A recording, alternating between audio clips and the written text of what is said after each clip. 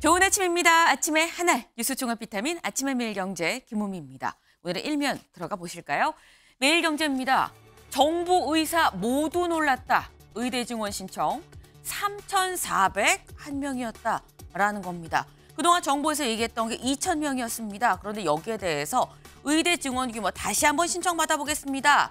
4일까지 주세요라고 얘기를 했어요. 그래서 다 모아보니까 2,000명을 얘기했는데 다시 모아보니 3,400명이 넘더라라는 겁니다. 기존 2,000명도 많다고 했는데 여기에서 1,400명이나 지금 늘어난 수치죠. 정부도 의사도 모두 놀랐다. 이 중에서 비수도권이 73%를 차지한다라는 건데 근데 의대는 지금 늘려주세요라고 얘기를 했다라는 거죠. 반면에 의대 교수들은 또 여기에 항의하는 삭발 집회를 했습니다. 의대는 늘려달라 그러고 의대에서 학생들을 가르쳐야 하는 교수들은 삭발하면서 이 학생들과 같은 입장에 서서 반발을 하고 있는 그런 상황입니다. 시간은 가고 환자들은 아우성인데 지금 좀처럼 간격은 좁혀지지 않는 답답한 상황이 계속되고 있다라는 말씀을 드려야 될 수밖에 없네요. 다음 기사 보겠습니다. 동아일보입니다. 이재명 대통령부터 공무원까지 관건 선거. 한동훈 2020년 총선 때 돈 살포가 정치 개입. 무슨 얘기냐? 어제 이재명 대표 작심 이 긴급 기자회견을 열었습니다. 그리고 한 얘기가 대통령부터 공무원까지 지금 3.15 부정선거 버금가는 관건 선거 아니냐라는 얘기를 했습니다. 여기에 대해서 한동훈 위원장 아니 코로나 시국 때 돈 살포한 거 그게 정치 개입 아닙니까? 라고 받아쳤습니다. 네, 요 얘기 저희가 잠시 뒤에 대담으로도 좀 같이 짚어볼 예정인데요. 근데 지금 보면 이 총선 때 보통 이거 관건 선거 아니에요 라는 얘기가 나오곤 하죠. 근데 총선 때 또 나오는 얘기 하나가 있습니다. 바로 야권 연대. 어떻게 야권이 연대가 되느냐가 또 관건인 거죠. 다음 기사 좀 볼까요? 국민일보입니다. 윤 정권 함께 심판하자. 네, 조국 손잡은 이재명입니다. 어제 조국 대표죠. 이제 조국 혁신당의 대표입니다. 조국 대표와 이재명 대표, 대표 대 대표로 만났습니다. 조국 대표가 이 대표를 예방하는 자리였었는데 두 사람의 이런 이른바 정말 손잡은 모습을 보고 여권에서는 여당에서는 뭐라고 하느냐. 염치 없는 방탄용술수다라고 강하게 또 비판하고 나섰습니다. 이 얘기도 저희가 대담으로 같이 얘기해 보겠습니다. 다음 기사 볼까요? 조선일보입니다. 통진당 계열 3명 사실상 국회 입성, 용해인은 셀프 공천이었다라는 게 오늘 조선일보 일면입니다. 지금 민주위성정당 비례후보 6명이 일단 확정이 됐습니다. 이 6명에 대해서는 거의 확정적으로 이 당선권에 드는 6명인 건데 이 중에 통진당 계열이 3명이 있다. 또 더불어서 용해인 지금 기본소득당 의원이죠. 지금도 의원입니다. 비례의원이에요. 근데 이번에도 또다시 비례로 공천을 넣었다. 누가? 셀프. 본인이 넣은 거 아니냐라는 얘기가 나오고 있습니다. 요 얘기도 저희가 잠시 뒤에 짚어보겠습니다. 다음 기사 볼까요? 서울신문입니다. 기업 출산지원금 무제한 비과세. 저희가 앞서서 부영그룹 출산 때마다 아이 한 명당 2년 안에 2년 안에 아이를 낳으면 그 안에 1억을 주겠다라고 말씀을 드렸었습니다. 근데 문제는 그 1억에서 세금을 떼는 게 절반 아니냐라는 말씀을 드렸어요. 관련해서 이거 어떻게 할 수 있을지 정부에서 좀 검토를 해보겠습니다라고 했었죠. 그 검토가 어제 나왔습니다. 액수, 자녀 수의 무제한으로 다 전액 비과세하겠다. 1억 받으면 1원 한 푼도 세금을 떼지 않겠다라는 게 어제 나온 얘기인 겁니다. 그만큼 아이 많이 낳아야 됩니다. 많이 낳아주세요라는 얘기인 거죠. 저출산에서 이 출산을 좀 장려하는 그런 입장인 건데 반면에 다음 기사 보겠습니다. 경향입니다. 임신 중지 자유 헌법에 못 박다. 어디 얘기냐? 프랑스의 얘기입니다. 프랑스 개헌을 통해 처음으로 명시했다. 무엇을? 임신 중지 자유. 말이 조금 어렵죠. 쉽게 얘기하면 낙태할 자유입니다. 낙태권. 네. 헌법에 낙태할 수 있는 자유를 못 박았다라는 겁니다. 네. 그럼 교황청에서 뭐라고 했느냐? 생명을 빼앗을 권리가 누구한테 있느냐라고 강하게도 비판을 하고 있는 상황입니다. 사실 굉장히 좀 이 이슈가 될 수 있는, 논박이 될 수 있는 이 사안이기도 하죠. 근데 이 사안에 대해서 프랑스는 개헌 헌법에 명문화를 했다라는 겁니다. 명문화된 건 이 세계 처음이라고 해요. 프랑스가 낙태할 자유가 헌법에 명문화된 첫 번째 나라가 됐네요. 사실 저출산과 낙태할 자유는 별개의 문제라고 볼 수 있긴 합니다만 그럼에도 한켠에선 아이가 없어서 문제고 한켠에선 아이가 태어나기도 전에 헌법의 명문에서 합법적으로 아이가 사라질 수 있다는 사실이 또 아이러니가 아닌가 하는 생각을 해봅니다. 다음 사진 기사 볼까요? 네, 여기 안내문이 하나 붙었습니다. 안내문 살짝 읽어보겠습니다. 입주민 여러분, 안녕하세요. 평안하시길 기원합니다. 2016년부터 오랜 시간 동안 우리 아파트를 위해 애써주신 누구누구 보안대원님이 2024년 2월 22일 혈액암 진단으로 항암 치료를 위해서 2월까지 근무를 하게 됐습니다. 이 대원님의 쾌유를 기원하면서 힘든 시기에 도움의 손길로 희망을 드리고자 십시일반 마음을 모으고자 합니다. 라는 이 안내문이 수원의 한 아파트, 주상복합 아파트 단지에 붙었습니다. 그래서 이 단지가 크지도 않더라고요. 한 100세대가 채 안 되는 98세대 정도 되는 이 아파트였는데 이게 붙고 딱 일주일 모금을 했는데 얼마가 모였느냐? 1,000만 원이 모였습니다. 100세대가 채 안 되는 곳에서 1,000만 원이 모였다는 거 다들 정말 열심으로 많이 십시일반 냈다는 얘기인 거겠죠. 8년 동안 근무한 우리 경비원분, 우리가 마음을 모아야 된다라는 그 마음이 같이 모아졌다라는 건데 그러다 보니까 이런 얘기가 나옵니다. 이곳이 명품 아파트 아니냐. 뭐 무슨 아파트, 대기업들이 지은 그런 아파트가 아니라 이런 게 명품 아파트다라는 얘기가 나옵니다. 네. 일단 경비원분의 좀 쾌유를 좀 빌면서요.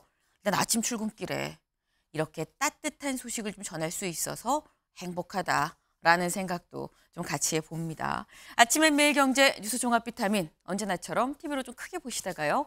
궁금한 점은 유튜브 댓글 남겨주시면 같이 좀 얘기를 해보겠습니다. 함께해 주실 분들 소개합니다. 안녕하세요.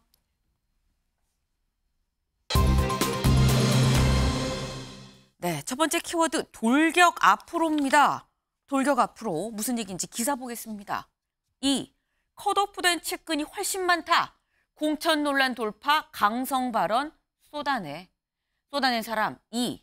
이재명 대표죠. 어제 이재명 대표 영등포에 지원 유세를 나갔습니다. 근데 지원 유세 나간 자리에서 긴급 기자회견을 했어요. 그리고 기자회견을 무려 30분 동안 많은 말들을 쏟아냈습니다. 어떤 얘기를 했는지 직접 들어보고 오시죠.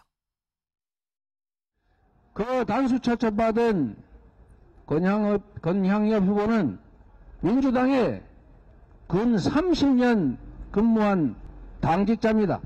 제 안에는 그 사람과 아무런 개인적 인연이 없습니다. 그리고 지금 사천을 했느니 무슨 측근을 공천했느니 하는데 여러분이 직접 한번 지적해 보십시오. 제 측근 중에 공천받은 사람이 누가 있습니까? 오히려 이재명의 측근이라는 이유로 가깝다는 이유로 불이익받고 컷오프 당하고 이런 사람들이 훨씬 많습니다.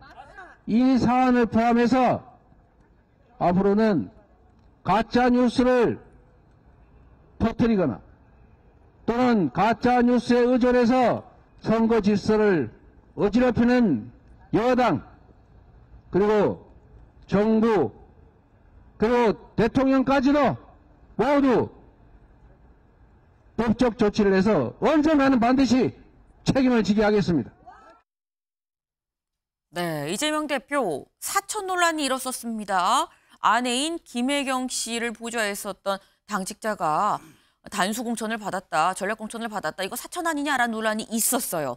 거기에 대해서 작심 발언을 했습니다. 지금 얘기를 들어보면 최수영 의원님, 권향엽 후보, 이른바 사천 논란이 일었던 그 후보는 오래된 당직자다, 아내랑 연관이 있는 게 아니라 그냥 오래 일했던 당직자인 건데 이걸 이런 식으로 하는 게 이거 가짜 뉴스 아니냐라고 지금 얘기를 하고 있습니다. 어떻게 보십니까? 원래 우리가 강하게 항변할 때는 가장 뼈 아팠던 순간이 가장 강하게 항변하게 되는 거죠. 그만큼 이게 굉장히 이재명 대표한테 치명적이었던 것 같아요. 왜냐하면 저도 인정합니다. 이분이 당직자 출신 맞습니다. 네. 한 20년 동안 쭉 당에서 당직 맡은 거 맞아요. 그래서 지난번에도 출마해가지고 네. 거기에서 지금 현재 의원과 당내 경선에서 떨어졌어요. 네. 근데 그분이 바로 직전 대선에서 수행 배우자 비서실에서 거기서 부실장을 맡았어요. 네. 그런데 2년 후에 이루어진 대선에서 무려 호남에서는 단 한 곳도 말하자면은 다 경선을 붙이겠다 한 거고 그곳은 단 한 번도 전략지역으로 지정이 되지 않은 곳에서 갑자기 전략지역이 됐어요. 그것도 신인도 아니고 그것도 뭐 청년도 아니고 자 그렇다면 이거는 의심해봐야 될 부분이 아닙니까? 그렇기 때문에 이분이 그랬어요. 나는 수행을 안 했기 때문에 비서가 아니다. 아니 꼭 수행을 해야만 비서입니까? 일정 조율하고 메시지 관리하는 게 그게 부속실이 할 일이죠. 그리고 이 배우자실이라고 하는 이른바 배우자실의 실장님 네. 이해식 의원 이번에 또 단속 공천 받았습니다. 많은 지점들과 많은 부분들이 이것이 사천임이 매우 높다는 가능성을 가리키고 있어요. 그러니까 사람들이 여기에서 많은 의혹을 제기했고 그러다 보니까 민주당에서도 얼마나 당황했으면은 다시 경선으로 돌렸겠습니다. 물론 본인이 경선으로 돌아가자 해서 했습니다만은 그러니까 이재명 대표가 이게 너무 뼈 아프고 이게 너무 민주당의 그 사천 프레임에 강하게 압박이 들어오니까 네. 대통령까지 법적 조치할 수 있다라고 이렇게 강경 발언을 쏟아내서 하는 건데 나머지는 유권자가 판단하시겠죠. 네. 너무 뼈 아픈 지적이어서 더 강하게 반발한 거 아니겠느냐 말씀을 하셨어요. 근데 이재명 대표 강하게 반발하면서 이거는 여당, 뭐 정부, 대통령도 법적 조치하겠다라고 얘기를 했습니다. 근데 여기서 드는 생각이 장윤미 변호사님. 사실 대통령은 법적 조치가 불소추 특권이 있잖아요. 근데 그럼에도 이재명 대표도 변호사라 그걸 모르지는 않을 텐데 이렇게 얘기했다는 건 뭔가 감정적으로도 상당히 지금 많이 분노했다라고 봐야 되는 걸까요? 그런데 대통령이 불소추되는 건 맞는데 만약에 범죄 혐의가 있다라고 하면 그 기간 동안은 이 시효가 중단이 되는 겁니다. 카운트 자체가 되지 않는 부분이 있어서 퇴임 후에 할 수 있다. 예, 이게 또 헌법재판소에서 그런 취지로 또 판시를 한 부분이 있어서 아마 그렇게 얘기하지 않았나 싶고 그 법률적인 대처보다는 아마 정치적으로 대응을 분명하게 해야 된다라는 그런 판단을 내린 것 같습니다. 이 권향엽 후보라는 분은요. 김혜경 씨의 직접적인 수행을 하거나 한 건 다들 말씀 주셨다시피 아닙니다. 그냥 왜냐하면 당직자 출신들이 캠프에 당연히 유입이 돼서 본인 일을 하죠. 네. 여러 롤을 맡습니다. 그럼 뭐 일정을 짜고 이런 역할을 직접 대면하지 않더라도 할 수 있는 거죠. 이분은 25년 넘게 민주당에서 여성국장 등 이 당직자로 성장해온 분입니다. 그렇기 때문에 현실 정치에 뛰어들고 그 지역에서 한번 겨루기도 했었고요. 그런데 민주당의 호남 지역에 여성 정치인이 거의 많이 없습니다. 이 현역 의원으로는 또 거의 부족해서 그 지역을 또 전략 여성 공천 지역으로 좀 분류를 했다가 여성의 또 적임자가 있어서 했는데 어쨌든 당에서는 논란이 커지자 경선으로 다시 회귀하기로 했기 때문에 논란이 일단락될 것 같습니다. 네. 지금 뭐 어쨌거나 결국 경선을 하기로 한 거다. 다만 이게 겉에서 보기에는 혹여 그렇게 볼 수 있지만 사실은 그게 아니다. 진짜 당직자인 거고 이재명 대표의 말을 또 다시 한번 강조를 또 장윤미 변호사님 해주셨어요. 근데 이 사안에 대해서 한동훈 위원장은 또 이렇게 얘기를 했습니다. 그 얘기를 들어보고 얘기 이어가 보시죠. 어떤 부분이 사실이 아니라는 건가요? 뭐 배우자 부속실에서 실장, 부실장 이런 사람들 다 단수 공천하는 거 아니에요? 그게 사천이 아닌가요? 우리도 쉴드 치기 창피하지만 그냥 쓰지 말아달라. 쓰면 법적으로 귀찮게 하겠다. 이런 얘기 아닌가요? 그리고 다 떠나서 배우자실 좀 우습지 않습니까? 네, 한동훈 위원장 또 이렇게 얘기했습니다. 최재형 교수님. 예. 안 무섭다. 고발해라. 약간 이런 느낌이에요. 뭐 귀찮게 하려는 겁니까? 뭐 이런 취지인 것 같습니다. 뭐 한동훈 비대위원장 입장에서는 상당히 좀 납득이 되지 않는 공천이라고 뭐 주장할 수 있는 뭐 저는 뭐 충분한 뭐 나름대로의 근거를 갖고 이야기를 하고 있는 것이 아닐까 하는 생각이 들어요. 왜 그러냐 하면 앞서 뭐 두 분이 말씀하셨지만 건양이 없이의 공천을 둘러싼 부분에 대해서 조금 일반적인 그 상식으로 좀 납득이 되지 않는 부분이 분명히 있는 것이거든요.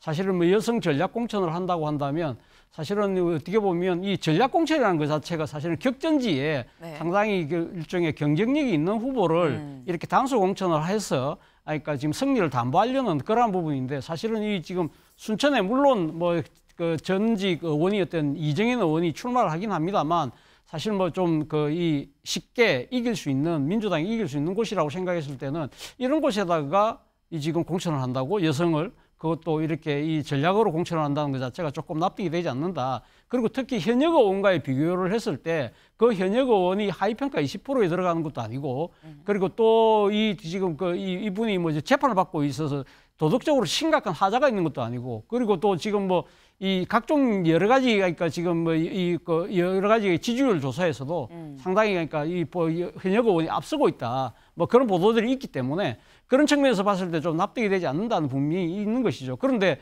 앞서 뭐 두 분들이 말씀하셨지만 이 권양엽 씨가 공교롭게도 지난 대선 과정에서 배우자실 부실장을 했다는 거죠. 그렇기 때문에 사실 실장을 했더니 이해식 의원도 단수 공천을 받았고 이분도 그러니까 공교롭게도 받았다. 그렇다고 한다면 김혜경 여사와 이 사적 인연 때문에 된 거 아니냐. 뭐 그런 부분들이 이제 지금 불거진 것인데 사실 민주당 주장처럼 이분은 제가 봐도 뭐 충분히 국회의원 후보를 자격을 할 수 있는 소위 말하는 풀스펙을 갖춘 분으로는 보이긴 보입니다만 네. 소위 우리가 이런 표현 쓰잖아요. 이하 부정간. 오얏나무 아래서는 가끈을 고쳐 쓰지 마라. 그런 이야기 있었는데 상당히 지금 민주당 내의 이재명 대표 측근들의 여러 가지 사천 논란이 심화되고 있는 상황이었다고 한다면 좀 더 고려를 해서 신중한 판단을 해야 되는 것이 아니었나 하는 아쉬움이 있습니다. 네. 지금 오얏나무 아래에서 각근을 고쳤으면 안 되는데 약간 그런 케이스 아니냐라고 말씀을 하셨어요. 근데 하지만 어쨌든 경선을 하기로 했다라는 겁니다. 다음 기사 볼까요? 네, 이 아내 비서 사천 논란에 야 전략공천 철회하고 경선을 하기로 다시 번복이 됐습니다. 그 얘기 직접 들어보시죠.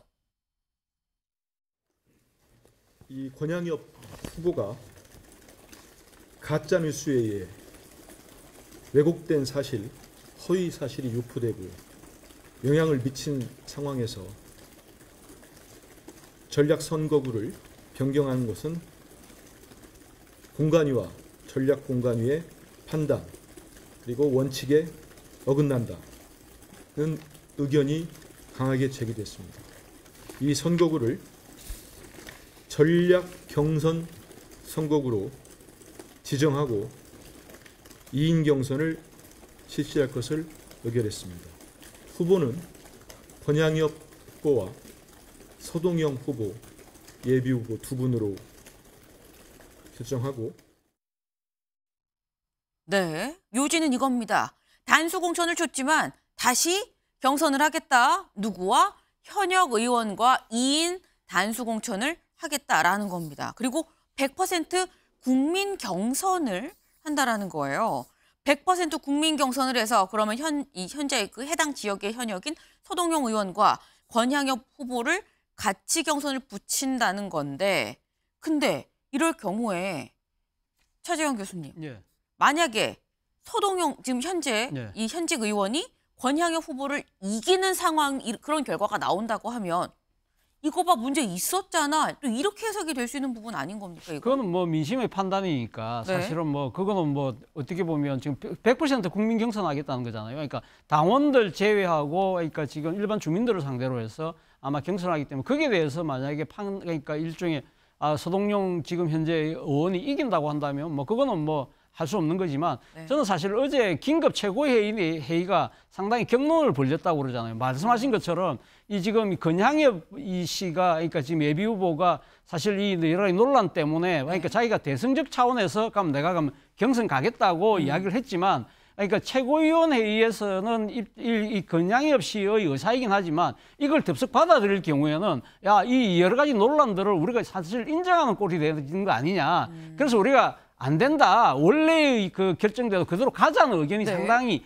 많았다고 해요. 그럼에도 불구하고 상당히 여론이 악화되는 이러한 부분들이 향후 심각한 타격이 될 수 있겠다고 생각해서 아마 결국은 이렇게 뒤집어지긴 했습니다만 이 과정을 통해서 소위 말하는 지금 이재명 대표의 리더십 자체에는 일정의 그 흠집이 날 수밖에 없었던 상황이었던 것 같습니다.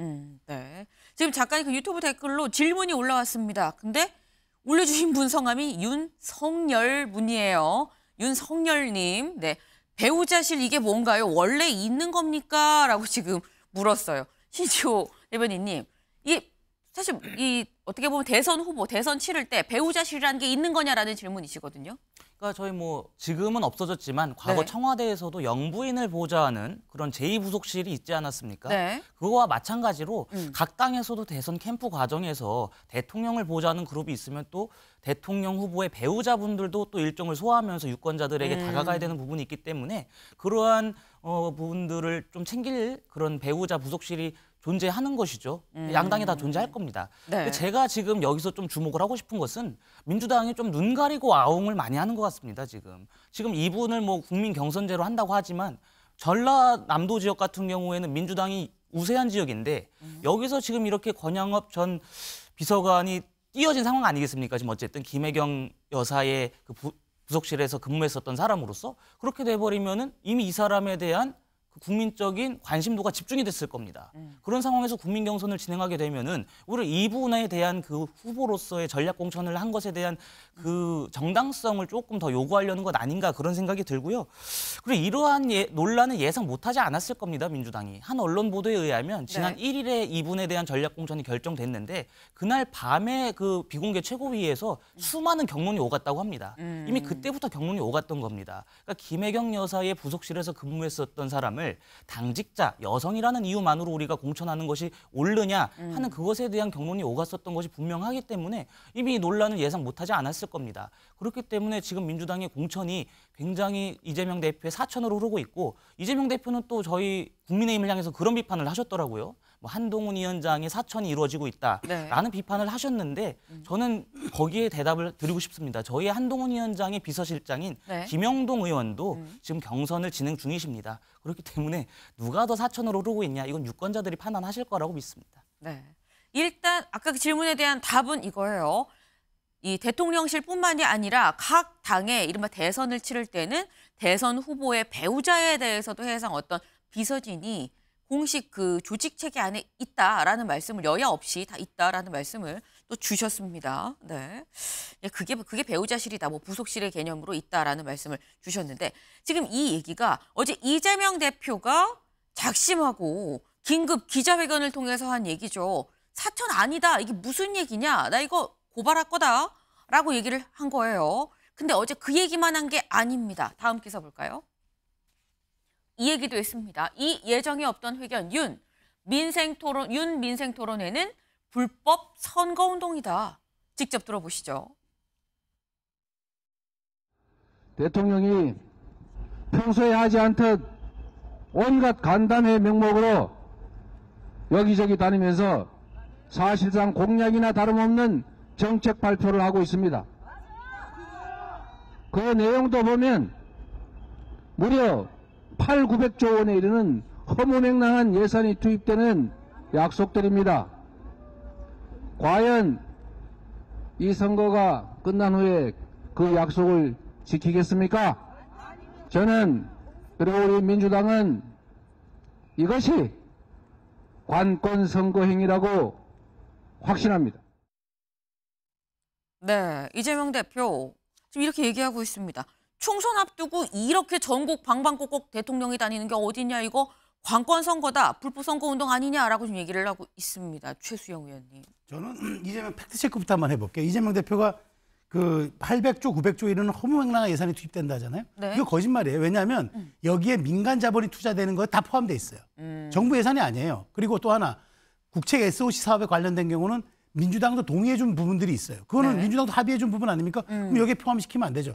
실제 제가 알기로는 정부가 그 추산되는 추계 소요가 100조 정도밖에 안 되는 걸로 알아요. 그러니까 이렇게 얘기하는 거는 이거는 사실은 곡하가세하는 거죠. 사실 호도하는 거고. 또 하나 저는 그러면 대통령이 순방 나가면 민생 안 돌보고 순방 나간다고 뭐라 하고 순방 안 가고 지금 국내에서 민생 챙기고 그 의학 그 지금 저 의사 정원 문제 때문에 각종 토론회 하는 거 그게 민생이지 그게 그럼 선거 개입입니까?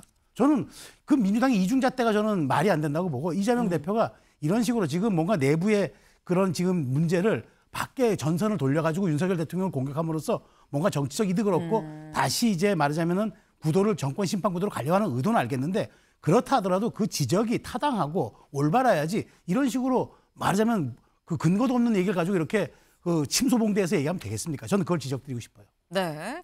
지금 이재명 대표가 당내가 좀 시끄럽다 보니까 시선을 돌리기 위해서 대여 공격으로 좀 세게 나가는 거 아니겠느냐. 그리고 팩트도 맞지 않는 부분이 많다라고 좀 지금 지적을 하셨어요. 근데 일단 대통령실은 이런 지적에 뭐라고 얘기를 하느냐. 이렇게 얘기를 하고 있습니다. 선거용이란 지적이 있는데요. 라는 기자들의 질문이 있었는데 여기에 대해서 선거랑 무관합니다. 어떤 지역을 방문하는 건 이 해당 민생토론의 주제가 그 지역 이슈랑 연관이 돼서 그래서 하는 거지 선거랑 무관한 상황입니다라고 얘기를 했습니다. 차지원 교수님. 네.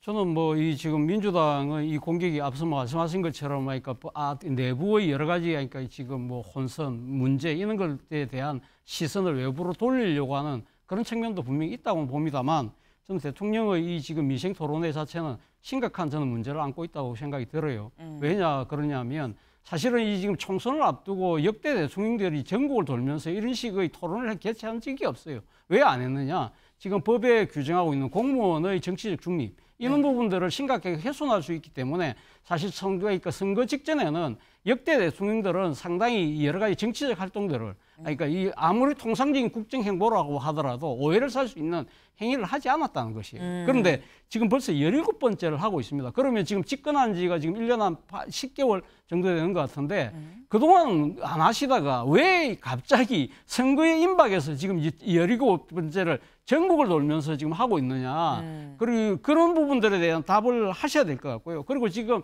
쏟아내고 있는 여러 가지 정책들이요. 사실은 이 지금 대통령 내지는 다 그 정부 혼자 할 수 있는 사항이 그렇게 많지 않아요. 다 법 개정 사항이에요. 네. 그렇다고 한다면 이 확정되지도 않은 사항을 계속적으로 지금 이 공약을 하고 있는 듯한 모양새로 보인다는 거예요.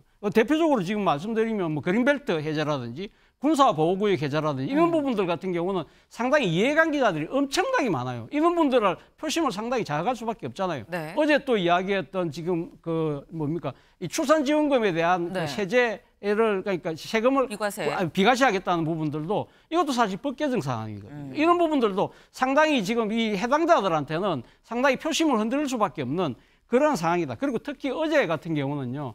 청년들을 위한 토론회였는데 이 자리에 3실장이 다 나왔어요. 그러니까 3실장이라고 하면 비서실장, 정치실장까지는 뭐 배석하는 건 어느 정도 이해가 되지만 왜 안보실장까지 나옵니까? 안보실장은 왜 나왔느냐? 이 청년들을 대상으로 하기 때문에 청년들의 해외 진출과 안전을 위해서 거의 지금 안보실장까지 나왔대요. 이런 부분들이 과연 이 제3자가 봤을 때는 이건 너무 좀 지나친 관건 선거하려고 하는 의도가 있는 거 아니냐는 의심을 사기에 충분하다는 거죠. 네. 의심을 사기에 좀 충분한 상황 아니겠느냐라고 말씀을 하셨어요. 이게 지금 민생을 위한 거라고 하는데 왜 그동안에 안 하다가 왜 지금 시점에 하느냐 그 말씀을 하셨습니다. 근데 이런 지적에 대해서 기자들이 또 한동훈 위원장한테 물어봤습니다. 한 위원장은 뭐라고 얘기했을까요? 들어보시죠. 민생을 챙기는 것이 정치입니다. 민생을 챙기고 민생을 이롭게 하는 것이 대통령의 책무고요. 2020년을 생각해 보시죠. 돈 뿌렸던 거 기억 안 나십니까? 코로나 앞두고 거기다가 돈을 뿌렸던 거, 살포했던 거 기억 안 나십니까? 그게 정치 개입인 겁니다. 네, 장효미 변호사님. 코로나 시국 때 지원금 주지 않았냐? 그때 돈을 살포했다고 표현을 했어요.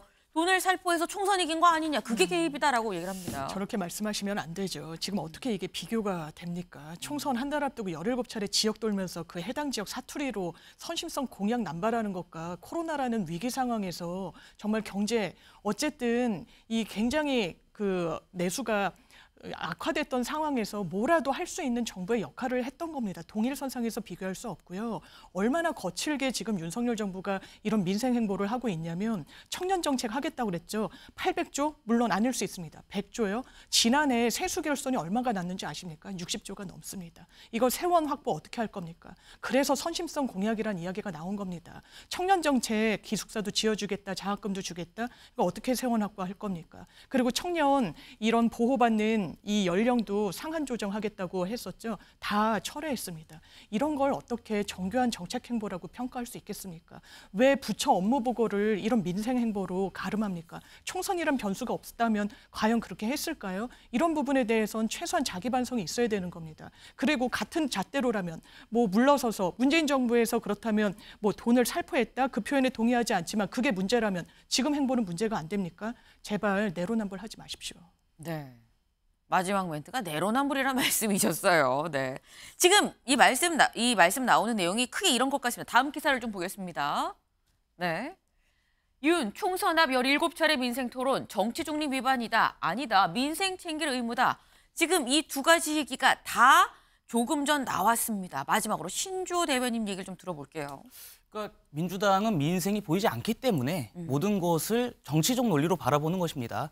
민주당이 이번 국회에서 했던 게 뭡니까? 이재명 대표의 방탄을 위한 방탄 진지로서 국회를 활용한 거 아니겠습니까? 지금 우리나라의 출산율이 0.7명대로 주저앉았고 그 가속도가 더 빨라질 것이라는 예상이 많습니다. 그런 상황에서 민생을 당연히 대통령으로서 챙겨야 하는 거 아니겠습니까? 그리고 아까 이재명 대표가 800조, 900조 그 얘기를 하셨는데 제가 아까 최수영 의원님께서 말씀하셨지만 좀 보태면 거기 622조는 아예 완전히 민간 투자가 포함되어 있습니다. 그리고 민주당도 공약했었던 뭐 가덕도 신공항 예산 같은 것들도 전부 다 포함이 되어 있는 겁니다. 누가 가짜뉴스를 유포하고 있습니까? 이재명 대표야말로 가짜뉴스를 유포하고 있는 겁니다. 그리고 한 언론 보도에 의하면 친명계 인사들이 지금 문재인 정권에 굉장히 불만을 가졌다고 합니다. 왜냐? 대선 직전에 30조 국민재난지원금을 살포하지 않았기 때문에 본인들이 대선에서 졌다라는 그 억울함이 있다고 합니다. 그러니까 모든 것을 관건 선거로 바라보기 때문에 본인들이 관건 선거를 시도했기 때문에 그러한 정치적 논리에 함몰되어 있는 민주당의 현실이 굉장히 전 개탄스럽습니다. 네, 지금 저희가 네 분이 나와 계신데 아주 극명하게 2대2로 나뉘는 상황입니다. 명확하게 2대2로 이렇게 나뉘고 있다라는 거예요. 네. 지금 사실 저희가 이 뭐 공천 논란 그리고 뭐 윤 대통령의 뭐 민생 토론회 사안 관련해서 지금 제가 좀 얘기를 좀 해봤는데 관련해서 여야가 건건이 지금 붙고 있습니다. 건건이 붙는 그 가장 대척점에는 한동훈 위원장과 이재명 대표가 말 대 말로 원거리 1대1 토론 아닌 토론 비슷한 양상이 지금 빚어지고 있는 거죠. 그리고 이 두 사람 말만 하고 있는 게 아닙니다. 둘 다 전국을 돌고 있는 와중인데 그 모습 저희가 살짝 준비해봤거든요. 영상 보고 얘기 이어가 보겠습니다. 어디? 김부빈아. 네, 한번 전달해 주세요. 나한테? 고맙습니다. 고맙습니다. 이름이 뭐라고? 김무빈. 나는 한동훈이야. 나는 너를 기억할 테니까 너 나 기억해? 고마워. 네. 꿈이 대통령이래요. 나는 대통령의 꿈이 아니니까 네가 해라. 저출산 해소하는 문제는 약자 복지 형식의 문제가 아니라 보편적인 복지로 가야 한다는 것이 저희의 방향이고.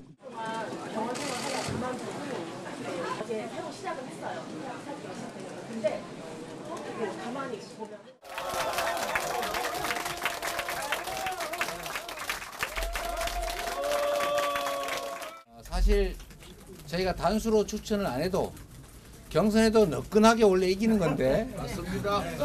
더 이상한 핑계를 대고 나가시는 바람에 좀 싱거워지긴 했습니다. 지금 상대 후보로 오늘 김영주 후보가 확정이 됐다고 하더군요. 네, 맞습니다. 저는 이미 승부는 났다 이렇게 생각합니다. 맞습니까?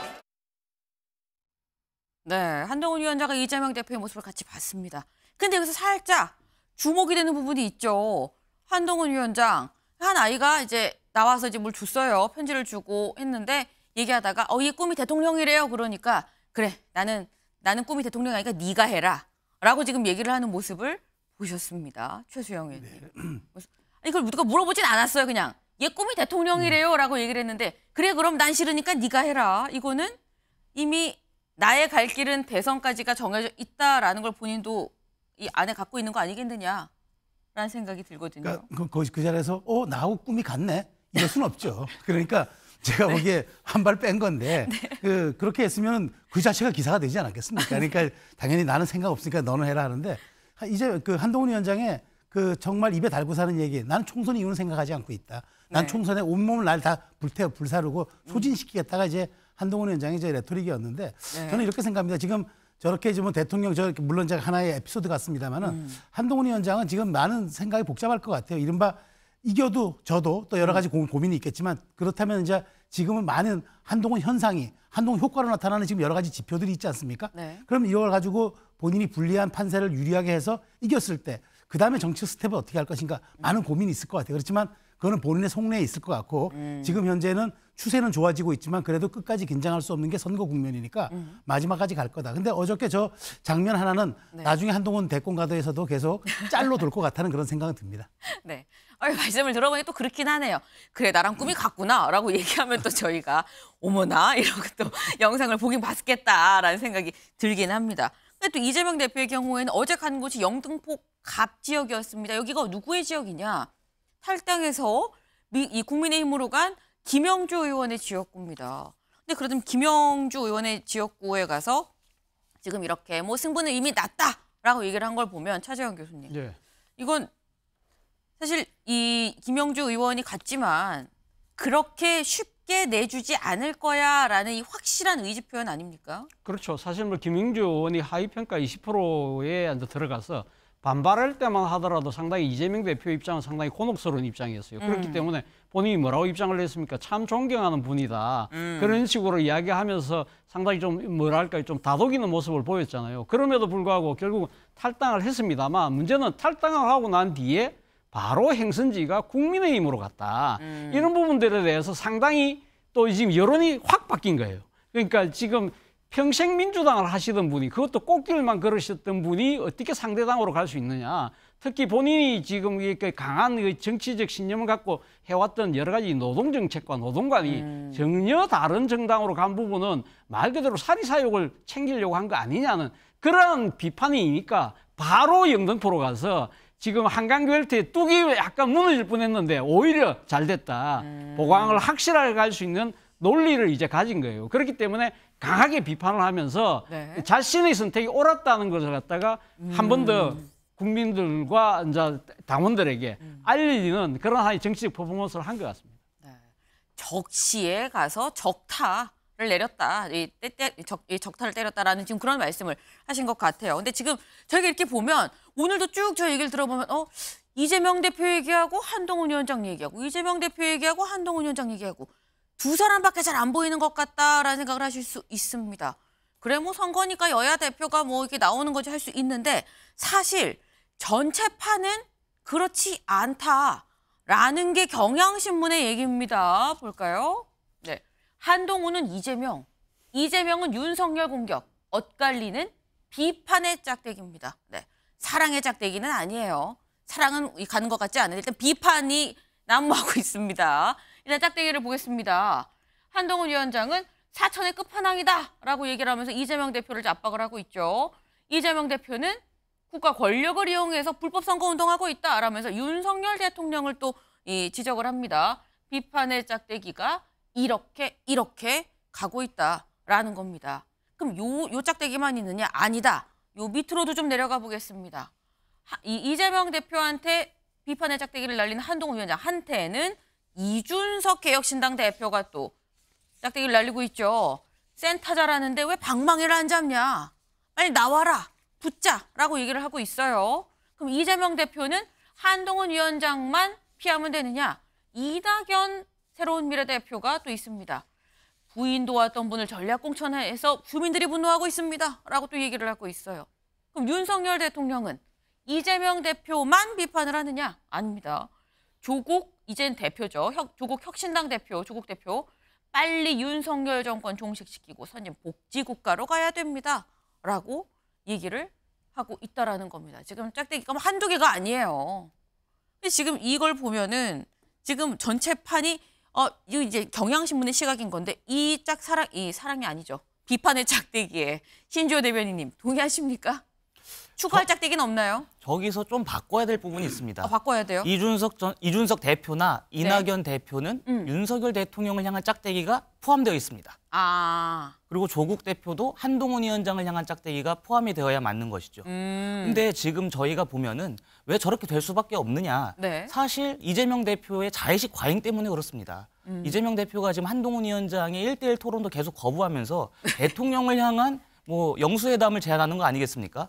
지금 선거를 앞두고 여야 간의 치열한 정책 경쟁과 논쟁을 통해서 국민들께 선택을 받아야 되는 그러한 중차대한 상황인데 그러한 상황에서조차 대통령한테 영수회담을 제안하는 이재명 대표의 자의식 과잉이 저는 좀 안타깝게 그지없습니다.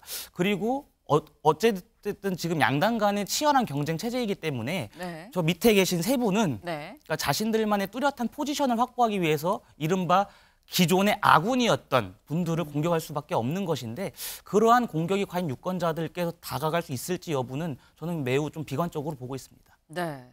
지금 여기 그려진 짝대기가 다가 아니다. 지금 이준석, 이낙연 두 사람도 여기로 짝대기가 가야 되는 거고 조국 대표도 여기로 또 짝대기가 하나 더 가야 되는 거 아니겠느냐라 말씀을 하셨습니다. 네. 굉장히 복잡한 게 사실상 전체 판세다라는 말씀으로도 들으실 수 있을 것 같아요.